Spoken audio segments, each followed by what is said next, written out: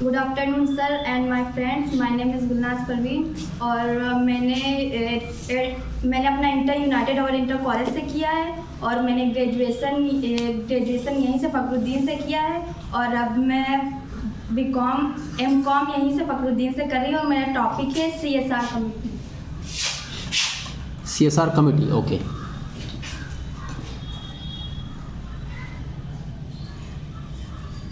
हिंदी में ले तो कमेटी, कोई दिक्कत नहीं, ठीक। CSR कमेटी, पहले हम जानेंगे CSR क्या होता है।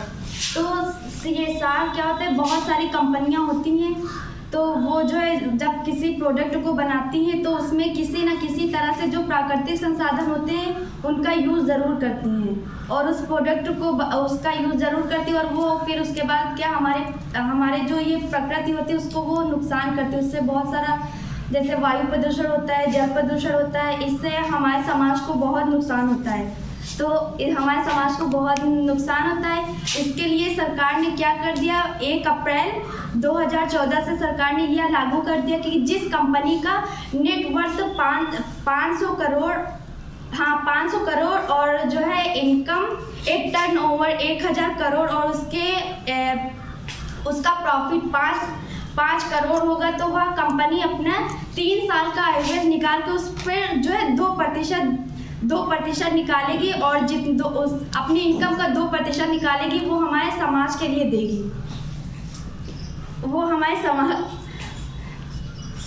समाज के लिए इसी को CSR कहते हैं। और CSR कमेटी का गठन सेक्शन 135 के अंदर होता है, जिसमें 3 निदेशक होते हैं। उसमें कम से कम एक, उसमें जो है 3 निदेशक होते हैं और उसमें एक स्वतंत्र निदेशक होता है और वह कंपनी स्वतंत्र निदेशक होता है और स्वतंत्र निदेशक जो कंपनी का मतलब वो उससे संबंधित नहीं होता है, पर वो जो कंपनी में मतलब जो कंपनी के अंदर या बाहर कुछ भी हो रहा होता है तो वो उसकी जानकारी भी रखता है और अगर कंपनी में किसी प्रकार का भी घोटाला या घपला या कुछ भी हो रहा है तो वो उसकी रिपोर्ट भी कर सकता है। और CSR अभी मतलब हम ये अभी मतलब बहुत सारी इंडिया में मतलब बहुत सारी कंपनी है जिन्होंने CSR में बहुत सारी चैरिटी की है। और जैसे कि हम टाटा कंपनी है जिसने इस बार जो कोरोना चल रहा था तो उसने जो है 1000 करोड़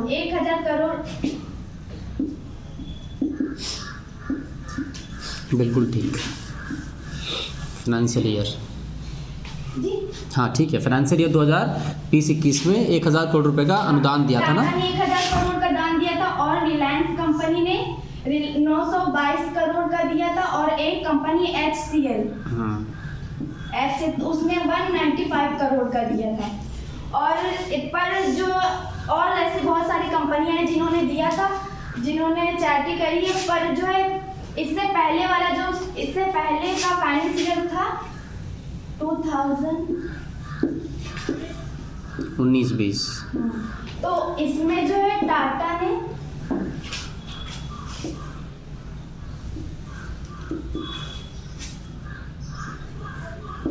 HCL कंपनी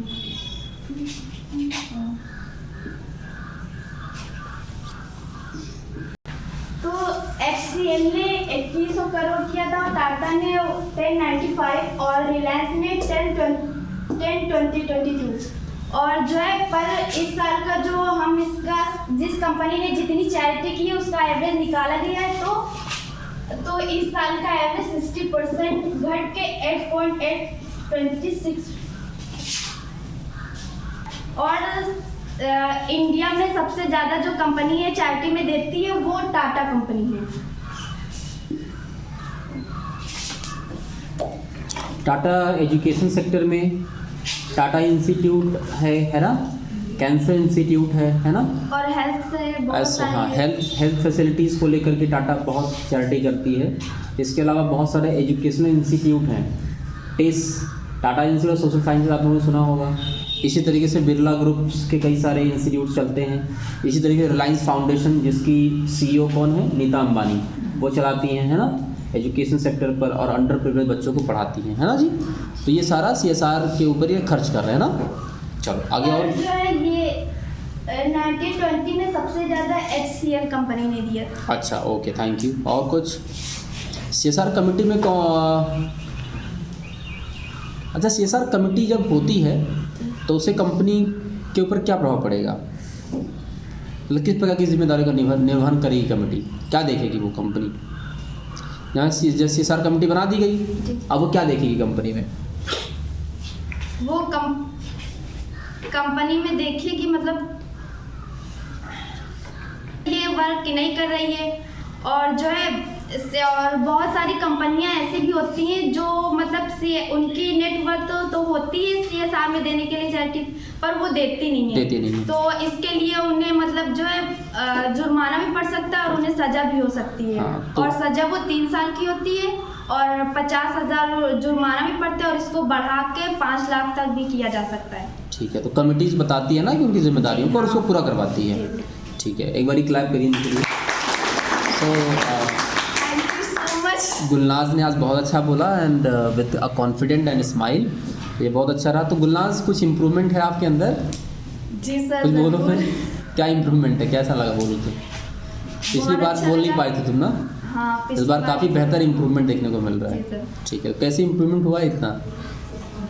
बस आई थिंक ये भी बहुत अच्छा मिला प्रोजेक्ट। अच्छा, टॉपिक अच्छा मिला, पढ़ के अच्छा लगा। ठीक है, थैंक यू सो मच।